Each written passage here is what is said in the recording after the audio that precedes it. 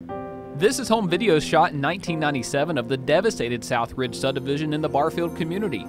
Homes obliterated by an F4 tornado. I was scared. I was terrified. You know, you don't really know how to prepare for that. When it actually hits, you're kind of just praying that you're going to be okay and that your family's going to be safe. Heather Hoekstra was 6 years old at the time and remembers seeing the massive twister approach. We're actually looking out our living room window, and it was directly down Hogan Drive. Heather's mom rushed her and her little brother into a closet for safety. You could hear the roaring around you. You could hear, the trees snapping, and it was quick. It came and it went, and then it was silence again. The tornado spared their house, and everyone made it out all right.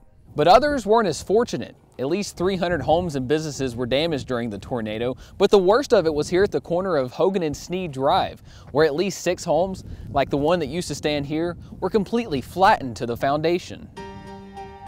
We get right there, that stop sign, and I said, "Dad, where's the house? Where's the house at?" You should be in my house.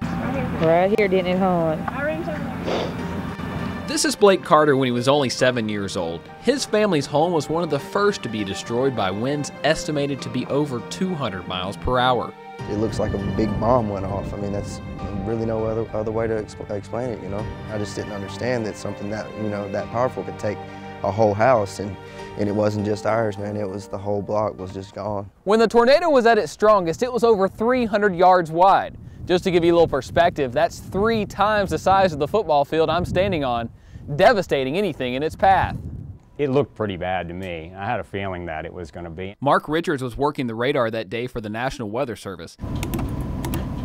They were credited for saving hundreds of lives during the tornado outbreak by giving hardest hit areas up to a 40-minute warning that a twister was headed their way. Yes, it makes you feel good. That unfortunately is rare. I mean, that's an event where that was very good, very, very good. Through all of the bad, some good lessons were learned. Middle Tennessee State University was spared by the tornado by only a few miles. In 1997, the school only had 1 warning siren. Now it has 6. A system is now in place that automatically texts and calls the school's 26,000 students in the event of a tornado warning.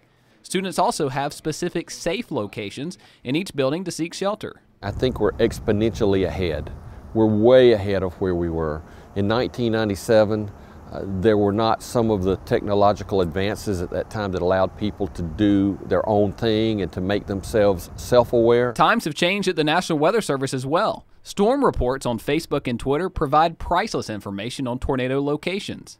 On high-end events, we try to have 1 person dedicated just to that because the amount of data is so tremendous, you really can't even take your eye off of it anymore. And for those that have lived through the storm, they learn never to underestimate the power of Mother Nature.